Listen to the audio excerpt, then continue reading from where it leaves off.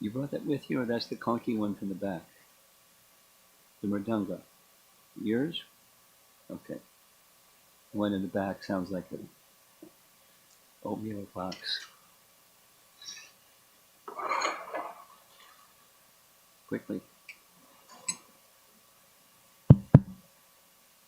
Jaya Radha Madhava Kunjabi Adi Madhava Kunjabi Jaya Radha Madhava Kunjabi Adi Radha Madhava Kunjabi Adi Gopi Jana Bhala Bhagirivara Dhari Gopi Jana Bhala Bhagirivara Dhari Gopi Jana Bhala Bhagirivara Dhari Gopi Jana Bhala Bhagirivara Dhari Yasodanandana Prajajanarandana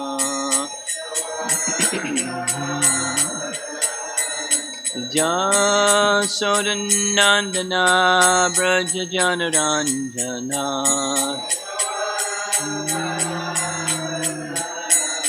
Jamuna Tiravana Chadi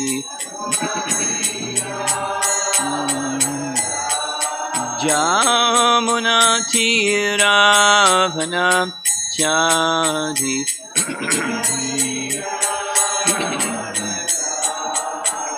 Jai Radha Madhava Kunjabi Hadi Jaya Radha Madhava Kunjabi Hadi Jaya Radha Madhava Kunjabi Hadi Jaya Radha Madhava Kunjabi Hadi Gopi Jana Vallabha Girivara Dhari Gopi Jana Vallabha Girivara Gopi Jana Vallabha Girivara Dhari Gopi Jana Vallabha Girivara Dhari Yasodanandana Brajajanarandana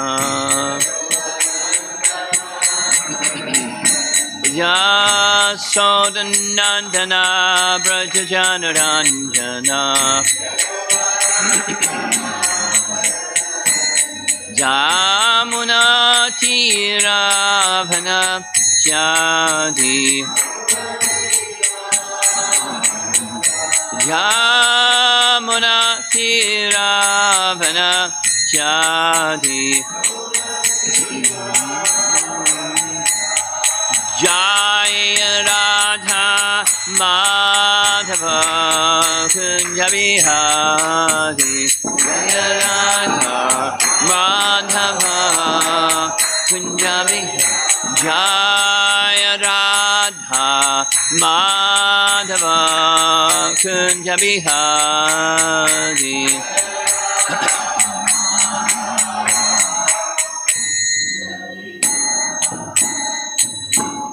Jayom Vishnupad Paramahansa Pariyajagacharya Ashtatara Sattasi Srimad's Divine Grace Sri Bhaktivedanta Swami Srila Prabhupada Ki Ananta Koti Vaishnavrinda Ki Grantaraj Srimad Bhagavatam Ki Gaura Premanandi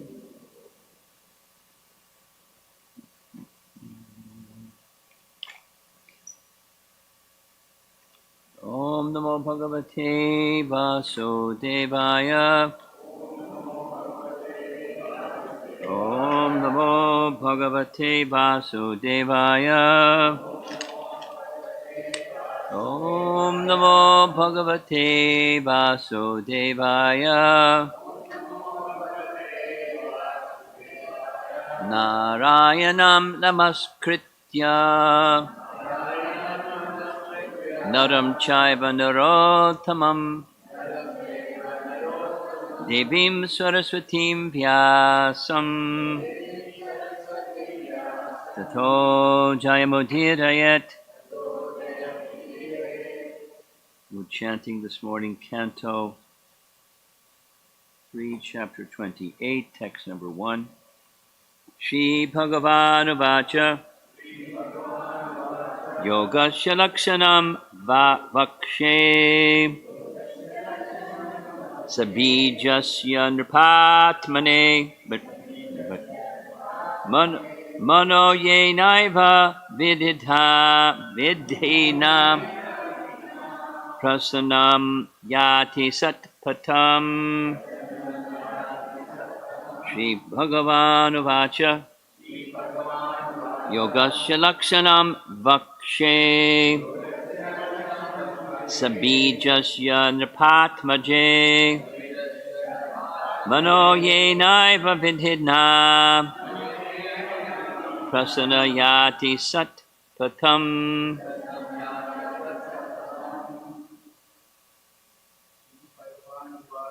Shri Bhagavan Vacha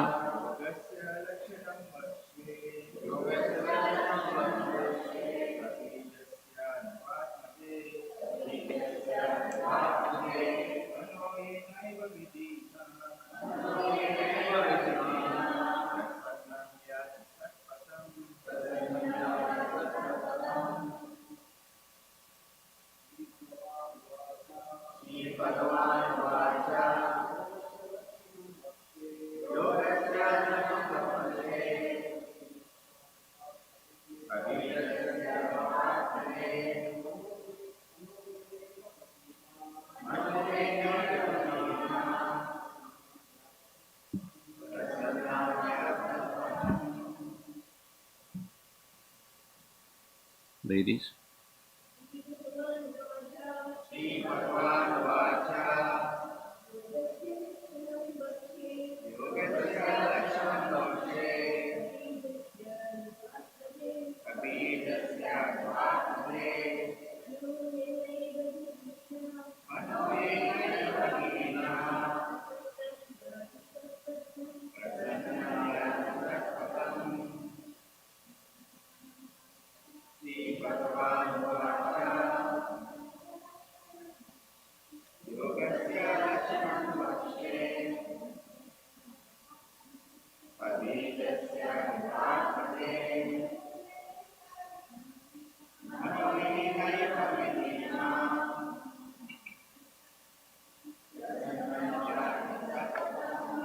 Shri Bhagavan Ovacha.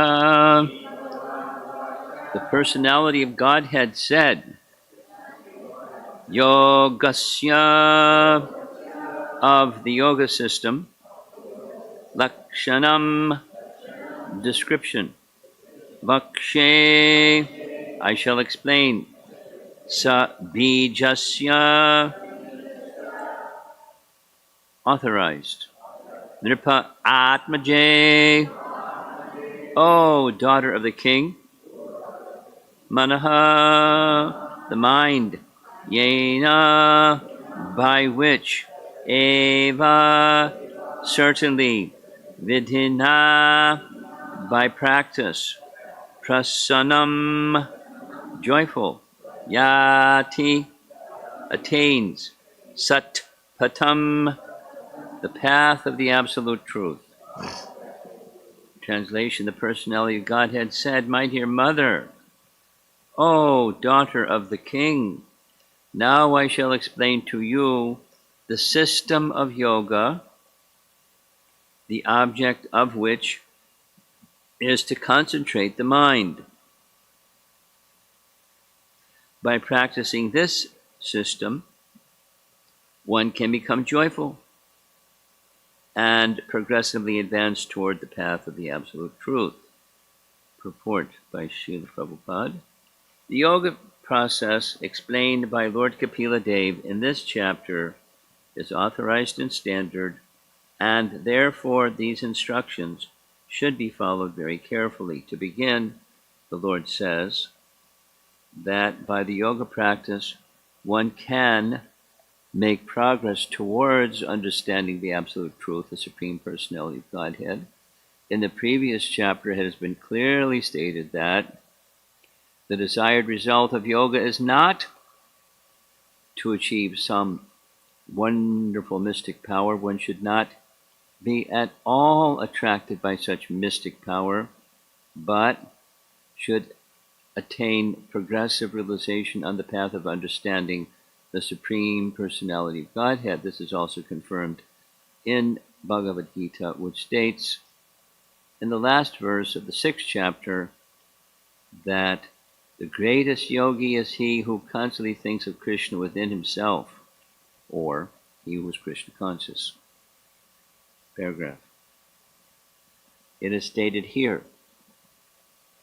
that by following the system of yoga, one can become joyful.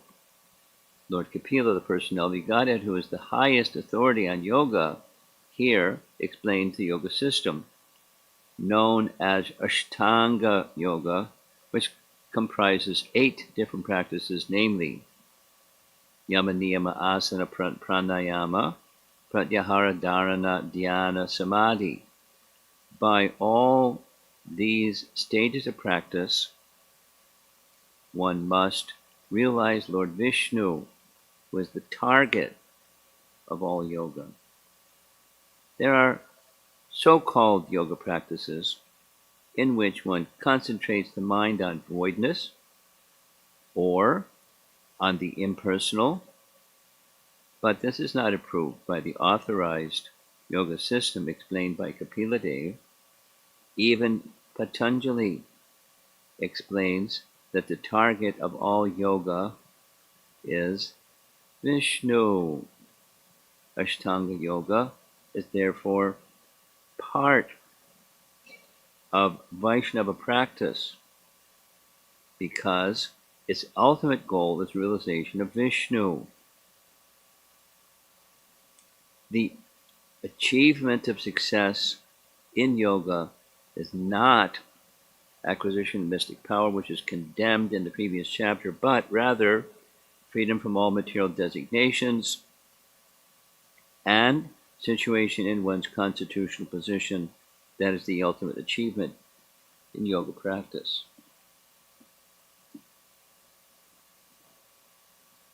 Just some appreciation how Prabhupada weaves into one purport kind of like a summary of Bhagavad Gita, or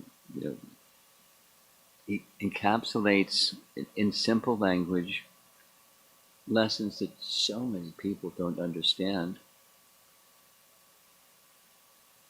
Popular as it may be, yoga, the word, and then the practice of, they're not practicing yoga, they don't know what yoga is, and they don't have a clue. I mean, the word is there, but they don't really know what it is.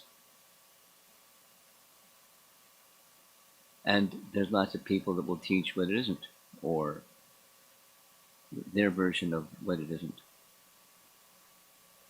and become popular. And, without giving examples, but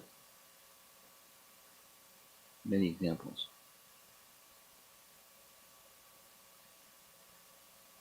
And so it then becomes a business.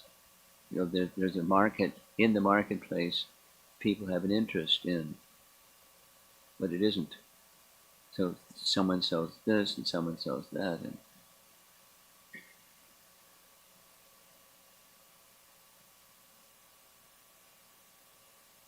it's so special to get the Bhaktivedanta purports. ABC, or undergraduate study Bhagavad Gita, and same principles. What's presented here by Kapila Dev is not something new. It's just an extension of what's already in Bhagavad Gita. For example, reference to the last verse of the 6th chapter. yoginam api sarvesham mud gatena antaratmana shadhavan bhajate yamam samyukta uttama mataha. So that's what Krishna says, and here Kapila Deva is saying the same thing. Now, the verse says to concentrate the mind. That's incomplete because concentrate the mind on what? Because yoga or meditation, let's just use the word meditation, dhyan, dharana, samadhi, stages of meditation, and there's other descriptions that are more replete, more numerous, different degrees of stages of fixing the mind besides those three, or in addition to those three, or subsets of those three, to fixing the mind. But then fixing the mind on the absolute truth, because the fixing of the mind, although it's not explicit, it's implicit, because the speaker is incarnation of the personality of Godhead. Incarnation of the personality of Godhead is not going to steer people towards anything other than the absolute truth, because he's the absolute truth. He's steering people to him, just as Krishna does. He steers people to him, himself. So the different stages, and this is one of those stages. That's explicitly within the verse. It can lead one. By practicing this system, one can become joyful and progressively advance towards the path of the absolute truth. So then comes, what's the absolute truth? Vedanta Sutra. And it's realized if the Bhagavatam tells us, it's realized in different features. So this is one of those features, but it's not the completeness of the absolute truth, but it's in the direction of the path of the absolute truth, advancing towards the path of the absolute truth. And as Prabhupada writes in the purport, this is an authorized process. It's a Vaishnava process. And we may, Hare Krishna people, we may think that's not bhakti. It's not bhakti. But it leads to realization of Vishnu. And therefore it's a Vaishnava practice. And so we find the Vaishnavas engaging in that process. Vaishnavas engaging in that process. When it's properly directed. So the people that aren't Vaishnavas that engage in at least some portions of that practice. My mind is going to some years back, I don't remember what year it was, and I was taking Ayurvedic treatment in Bombay. Pankaj Naram had his clinic in some place in Bombay. So I was taking Ayurvedic treatment, and there was a person who was helping me get back and forth between where I was staying and the Ayurvedic clinic. And his wife was very enthusiastic to have me go see this yoga ashram outside Bombay. Wasn't like thrilled to go see the yoga ashram, so I was interested in Ayurvedic treatment. But she was a nice lady and very persuasive, and so I went. So we went out and out and out and out. You could see off in the distance the skyline of Bombay that was was urban, like Passion, and then this place was rural. And by design, there was nice big trees, shade. In Bombay, that's a nice, that's an opulence, shade, because it's very hot in Bombay. And so he had a little place, like an ashram, but he had students that came to learn Ashtanga Yoga. But he wasn't a Vaishnava. He was practicing practices, but not with the right purpose, or not the Vaishnava purpose, to realize Vishnu. You can I didn't ask, but I could take a guess what his target was. If it's not Vishnu, then what's his target? The impersonal. And then with the impersonal comes the teachings of impersonal and so forth. So the point is, from practical experience, there's imitations of the real thing, and it's hard to find the real thing. So what Vaishnava school teaches Ashtanga Yoga in a way that it's Vishnu is the target, and very clearly it's a path to lead to Bhagavan, because that's the construct of the teachings of Kapila Dev to Devahuti, because he's an incarnation, and he's teaching his mother, who the whole process of their exchange with one another is Kapila Dev, the father of Kardama Muni, the father left. That was part of the agreement between Devahuti, or the Swayambhuva Manu, the father of Devahuti, and Kardama Muni. I'll marry, but when there's a son that's born that's of age to take care of my mother, I'm leaving this ashram, the Grihastha ashram. And when he left, she was feeling sad, or separation. And so, knowing that she was feeling those feelings, her son sat her down and was satisfying her feelings by teaching her the step by step to realize Bhagavan. And this is one of the steps. Going back, the system of Sankhya. But what's the purpose of Sankhya? It's the same as what's in Bhagavad Gita. There's Sankhya that leads to Bhakti, or Buddhi Yoga. Sankhya leads to Buddhi Yoga, which is another word for Bhakti Yoga, because Buddhi means intelligence. What's intelligence? To serve the Supreme. So it's just a more complete picture of the same thing that Krishna is teaching in Bhagavad Gita. The goal of Bhagavad Gita is to know Krishna. The goal of the Vedas is to know Krishna. So there's so many things in the Vedas that aren't explicitly, apparently at least, explicitly, maybe implicitly, indirectly rather than directly. Therefore, Vyasadeva was not satisfied with the indirect, but indirectly leading to bhakti, because it's only by the means of bhakti that one can understand Krishna. The goal of the Vedas to understand Krishna. So, all roads lead to Rome, as they say. You've heard that expression? It's a European term, because Rome was one time like the place, Roman Empire. All roads lead to Rome.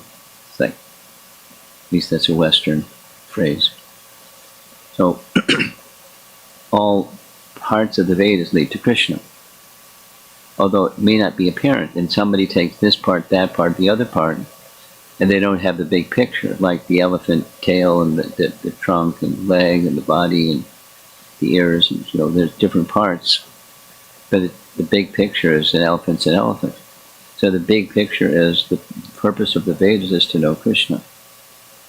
Indirectly, okay, but that's the purpose. And persons don't understand the purpose, they'll get the indirect conclusion, and then they'll become very convinced, faithfully convinced, in whatever that thing is. Karmakanda, worship of the demigods, or something, or meditation on nothingness, or meditation on impersonal Brahman, or fruitive activity without any purpose. And so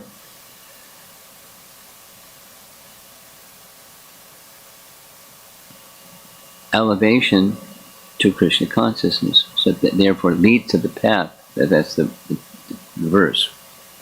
By practicing this system, one can become joyful, prasanna, and progressively advance toward the path of the absolute truth. Now that prasanna is a positive, as opposed to mitigation of the negative, because that's material. Mitigation of the negative is material. It says more or less material. So less material means happiness? No. Prabhupada's example, I like his little example. A man is banging his head against the wall and it hurts. And his friend comes along and says, "Hey, why are you banging your head against the wall? Stop banging your head against the wall." Bliss. But that's not bliss. That's not happiness. So what's happiness? It's happiness. Brahma Sukh. Same from the prayers, or the statement of Shukadev Goswami, and who we're discussing at chapter 12. The happiness of the cowherd boys, the happiness of all the residents of Vrindavan, including the cowherd boys, is directly engaging in activities with Krishna. That's happiness. And there's a comparative happiness that's Brahma Sukh. And that's that we discussed yesterday, that the Brahmavadi. Brahmavadi is not a Mayavadi. A Brahmavadi is one who experiences Brahma Sukh. They actually are acquainted with that feature of the Supreme. That's a little array of the light of the sun, and behind the light of the sun is the sun god. So it's a happiness of realization of array of Brahman. And there's a happiness. So that's this prasanna. And then the prasanna gives one enthusiasm to keep going, because it's blissful.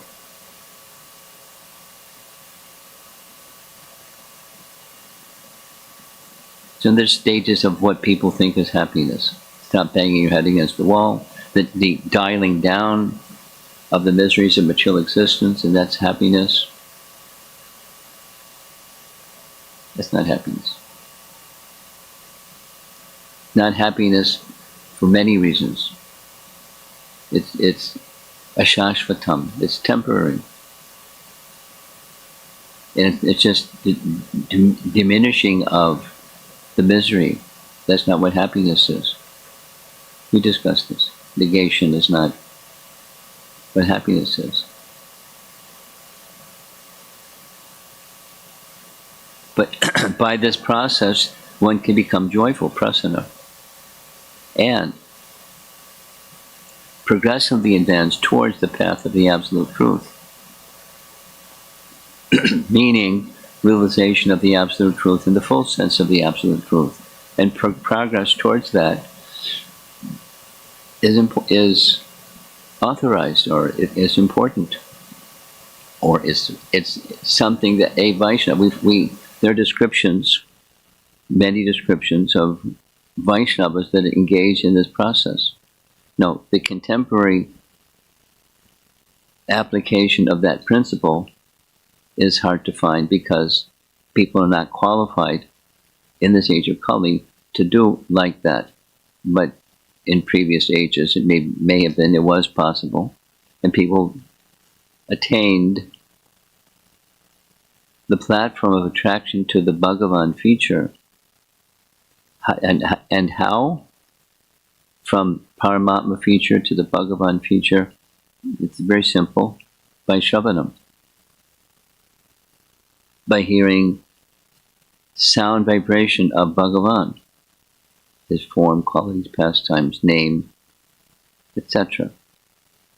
From that position of not just neutrality, but spiritual positive prasana, positive spiritual happiness. And then there's suprasana.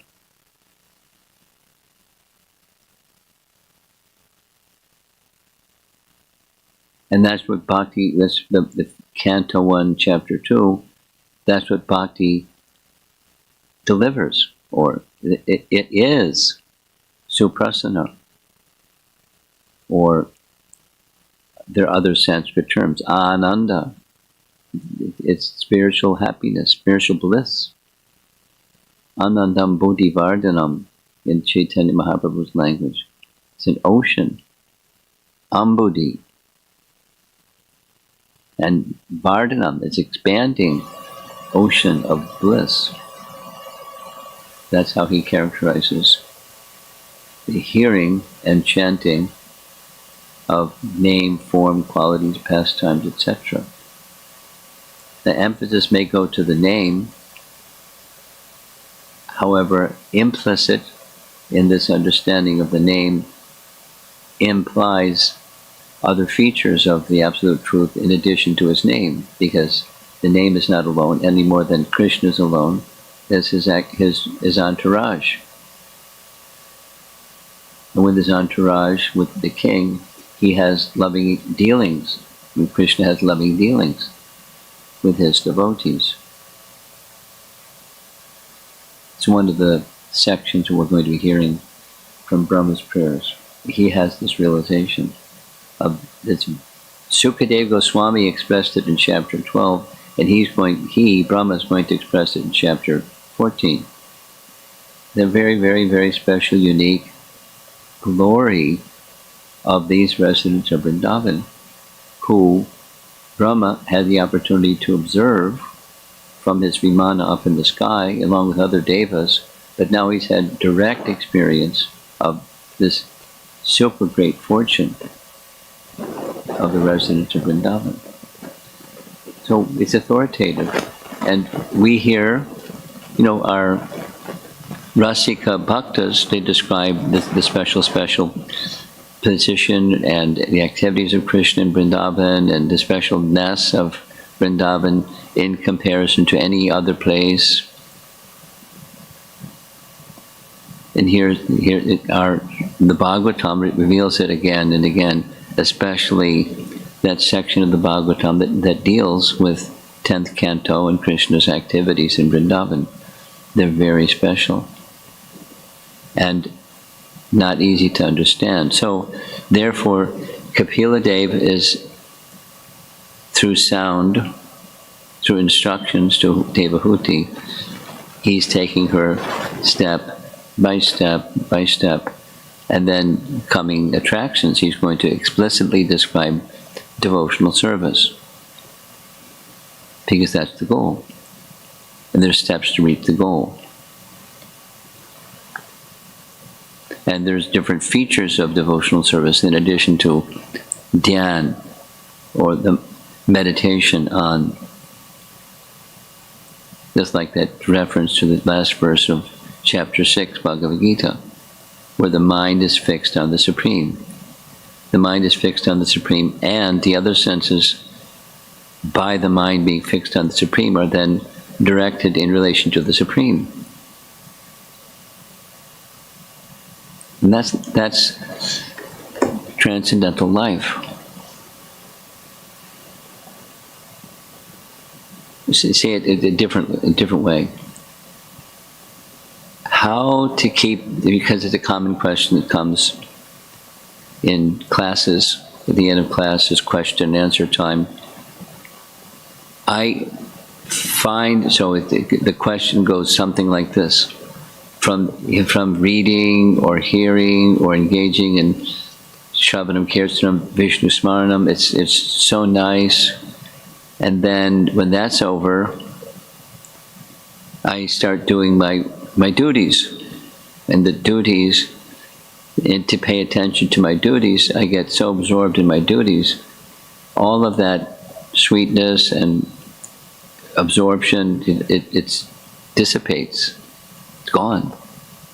And then hours pass, and then little light goes on, pick my head up and see, whoa, what happened? So then the question goes, how do I stay fixed when I have my duties to perform and I'm being attentive to my duties? I can't just be mechanical in my duties. I have to be attentive to my duties. Some occupations require like super attentiveness, say hospital care or something, or so many examples. Care of children, driving a truck, or something. You have to be attentive. So how do you stay in that, because the word is used these days, that zone where you're absorbed in Krishna and you're engaged in the senses and objects that are on the material side of life, your worldly duties? And that's a common question. There's different ways of asking that question, but it's a common question.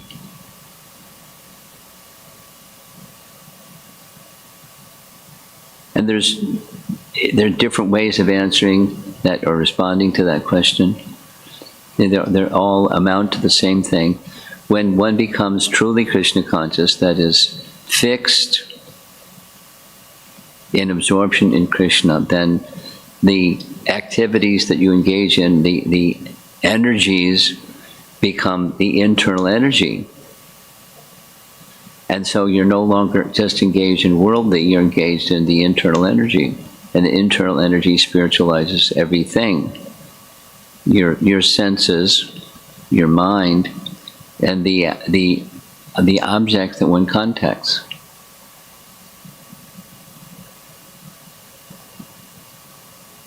Just like I'll give a little example, and I'm going to end.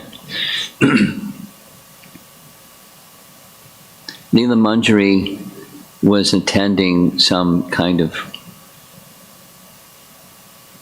training in deity worship. I think it was out of the country, because she yesterday evening she gave me a gift. The gift was from New Mayapur. That's in France, right? New Mayapur. And the pujari gave her a gift to give to me. The pujari gave a gift that was Prabhupada's japa bag. Just like, but it came from the murti in the temple. Just like some temples have Prabhupada, not like this, but on one of his hands as a bead bag, or they have by his side his bead bag or something like that. So it's a bead bag that came from Prabhupada. It was a murti bead bag. It wasn't one that he personally used when he was present on the planet, but it's tadiya.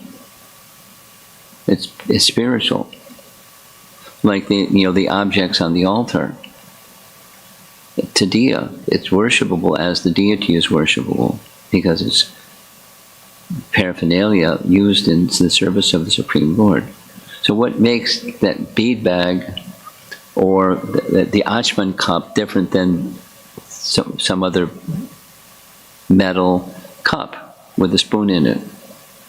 What makes it spiritual? It's used in Krishna service. So that is to say, by using this example, something that's material can become spiritual, depends on the consciousness behind. So it's a materialist. If someone received Prabhupada's bead bag, they wouldn't want to do this thing. The objects and the senses both become spiritualized based upon how strong the Krishna consciousness within is. And because Srila Prabhupada was, who Srila Prabhupada was, his bead bag is worshipable. And then you can add to a list of things that are worshipable in connection with. And when he moved about, he was doing this and that and the other thing that other people may do, like that celebrated photograph of Prabhupada standing in line in an airport with his passport in hand and whatever other documents he had in his hand, boarding pass or whatever else. And, he's doing the same thing everyone else is doing in that photograph, for example, but one is spiritual, the other is not. So the answer to that standard question is, by dint of gradual elevation, because the elevation is generally gradual, so gradual elevation of consciousness to the point of one's mind is fixed on the Supreme, which is exactly what the verse is saying. The purpose of the Ashtanga Yoga system is to fix the mind. But on what? It's not explicit, but to fix the mind on the Supreme. Manmana. Bhavamad Bhakto.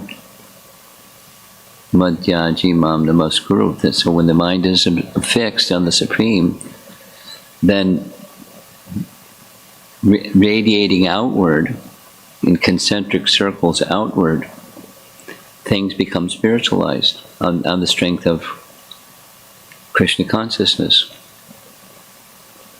So Krishna consciousness is being equated to the mind-fixed mind. But the mind is material. But the mind that's fixed on Krishna is no longer material. And then everything else that follows. So what the mind does is very important, and therefore how we chant our japa, or how we hear the Bhagavatam, or how we engage this faculty of consciousness, because it's an extension of the consciousness of the soul. This to spiritualize the consciousness, the covered consciousness, is primarily through sound. Initially, at least, through sound, and then primarily continuing. The quality of how we're hearing makes all the difference.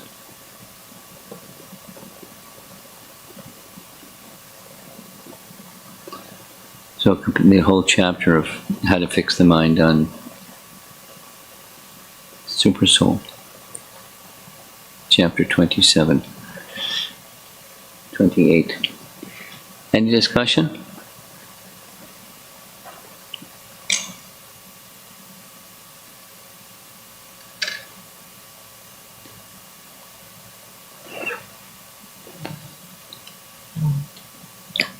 So the purpose of all the yoga systems being ultimately to worship Krishna and engage the mind in the service of Krishna. So for those of us who are in this path of bhakti, coming to the platform of engaging in deity service, it's a select few individuals get that opportunity, worshipping the deity in person. So that's an extraordinary blessing, and it cannot be taken lightly. And still, why is it, even after coming to that platform, sometimes we see those who are engaged get into simple, argumentative mentality, or sometimes, the attention is not on Krishna, it is more on something else. They get sidetracked, and that's happening at the platform of worship of deity. Why that happens? Your question is why? Yeah, why that happens?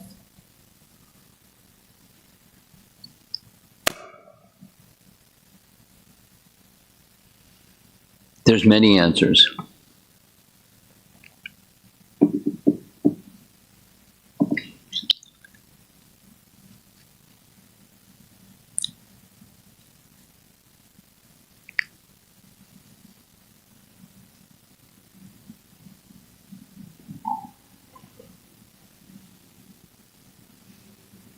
one of those many answers. I have been meditating for some time during the Festival of the Holy Name to at least shine a spotlight on it.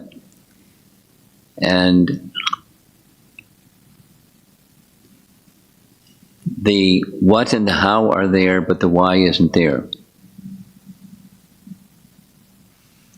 Or not sufficiently there, and therefore the what, the details of following procedures and all those nice things, and that what and the how are there simply by training, which is imperative, but the why is not.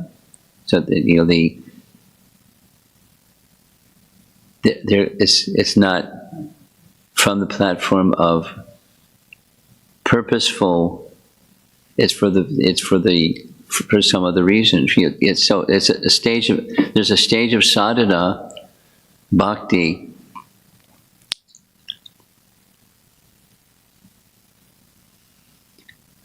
that it's not, it's senses engaged in an activity not within the scope of the definition that Rupa Goswami gives of sadhana bhakti.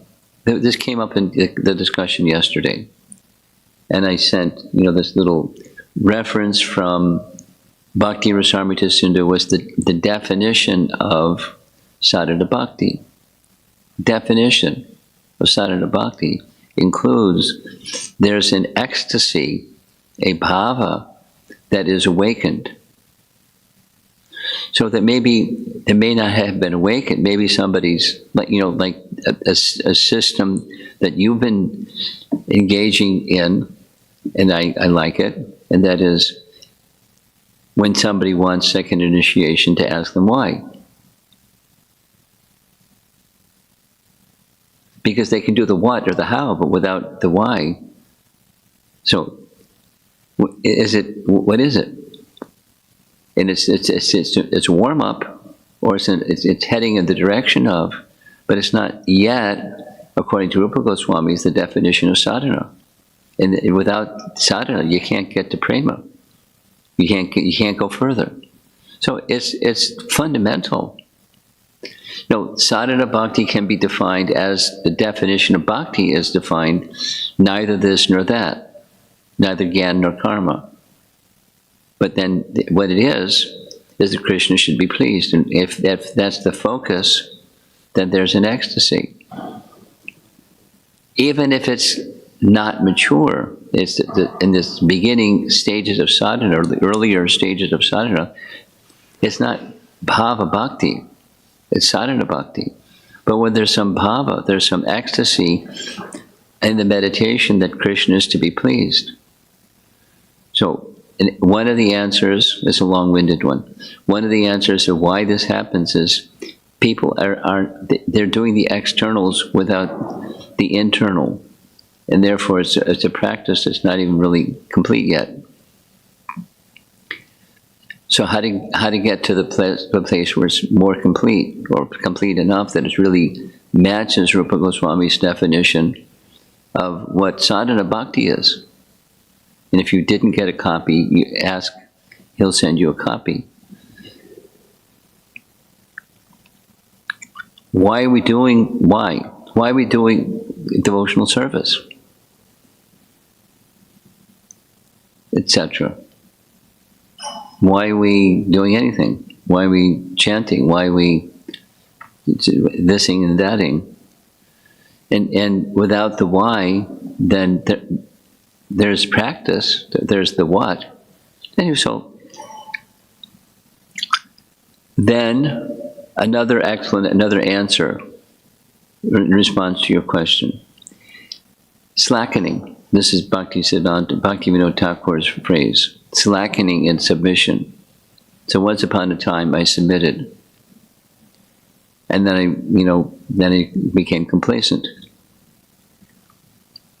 And the submission slackened, and then when you turn away from the light, then there's shadow or darkness. So that's another explanation, another why. Why does this happen? Maya covers those that are not facing light. So the reflection of the real thing is the consciousness of such a person. And then they're not seeing the deity, or they're not seeing the Vaishnava, they're not seeing that which is spiritual as spiritual. And then if you're not seeing what is spiritual as spiritual, then you get into the seeing what is spiritual as material. And comes the dissension.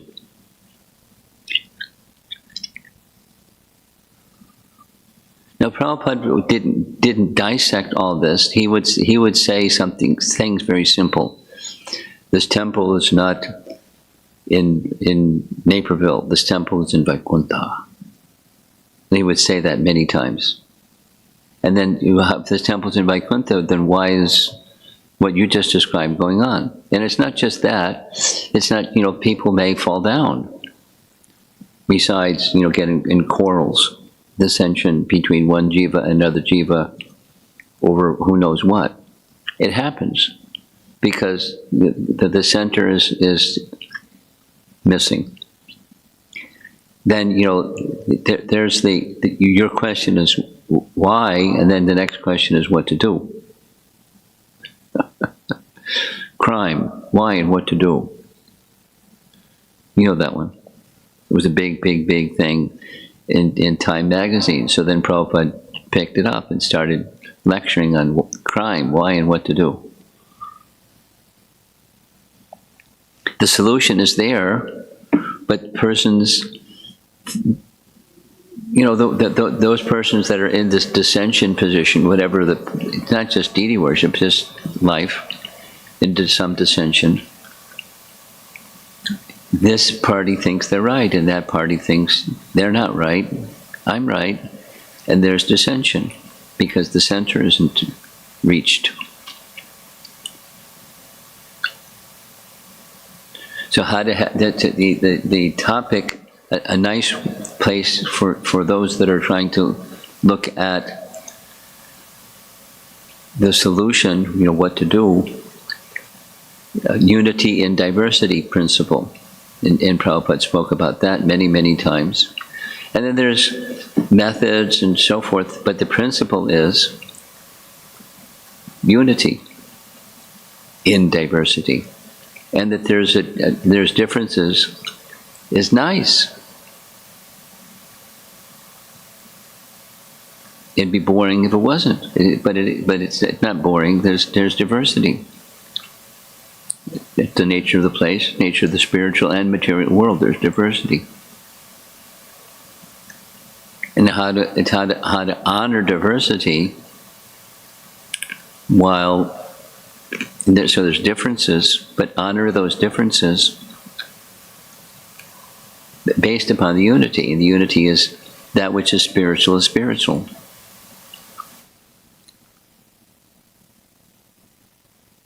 But part of the dissension is this party thinks this is right and I want to assert what's right.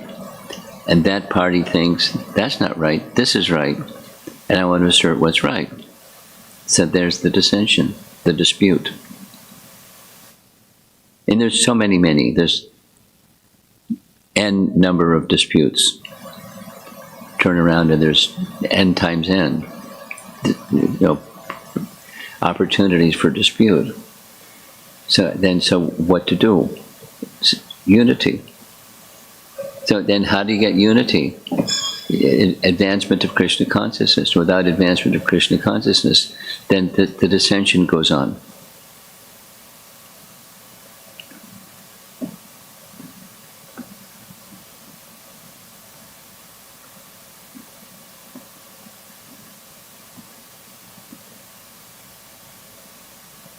If Prabhupada didn't bring this is the International Society for Krishna Consciousness together, people would have dissension that has no unity. And then he brought ISKCON, and then there's dissension during his lifetime. And this and that, or this group and that group would have dissension. And it wasn't very pleasing, and he became the referee. But the referee position was to encourage Krishna, to lift consciousness where Krishna's at the center.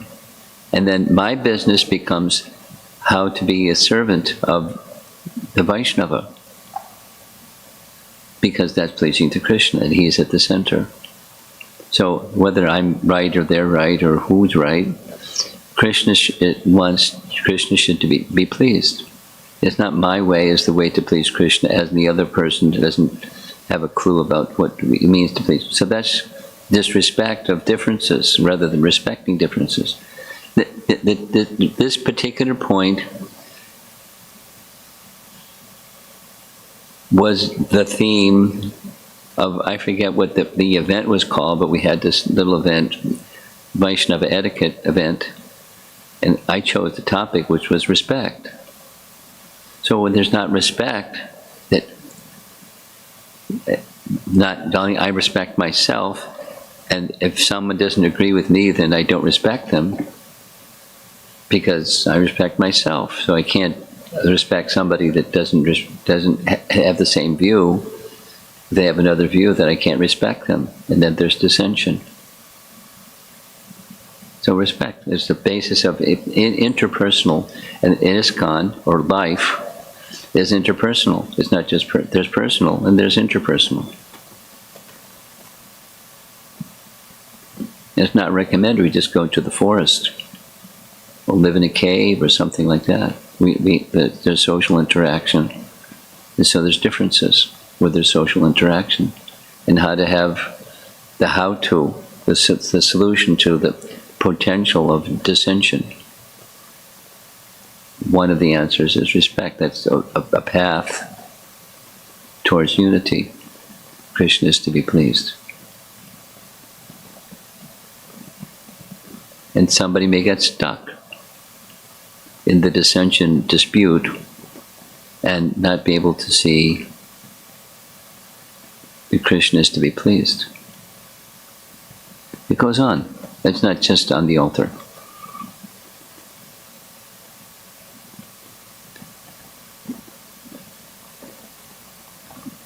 That's an interesting starting point. Anything else?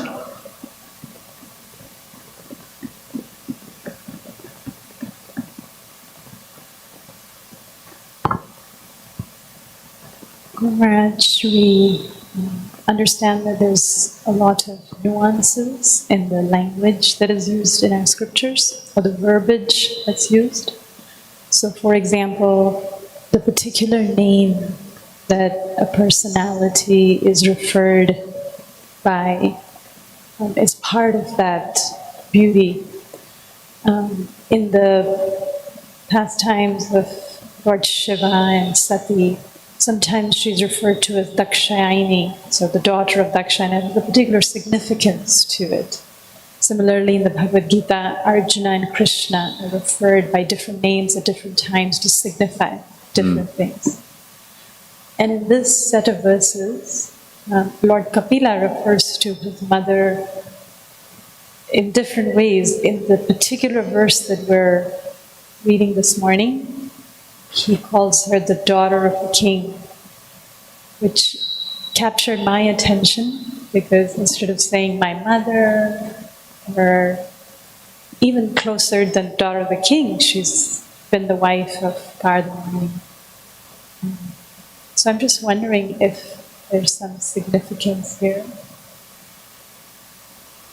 What you're speaking is a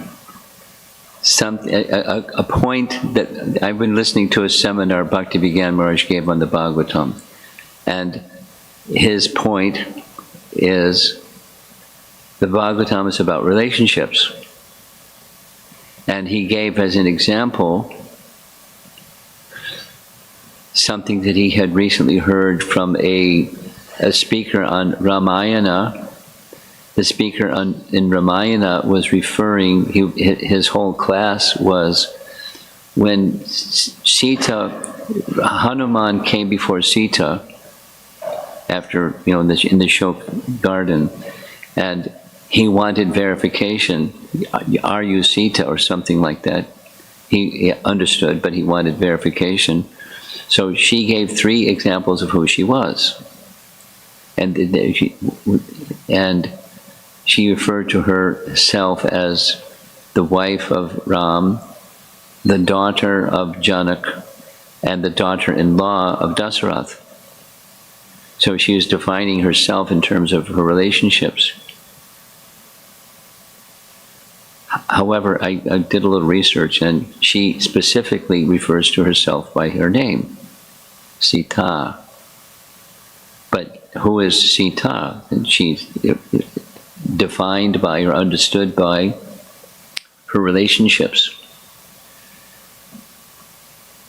So that when you just gave this example of how Kapila Deva is identifying his mother, the daughter of a king. So we're not in isolation. Bhagavatam is teaching us, and Scripture is teaching us, Bhagavad Gita is teaching us so much about the names of a person or a thing is in relationship with, and ultimately what they're back to this the theme. Everything is in relation with the Supreme, and we don't often see that. If we don't make reference to that, we may not remember it, or we may not have due respect for another because we're part and parcel of the Supreme. Okay.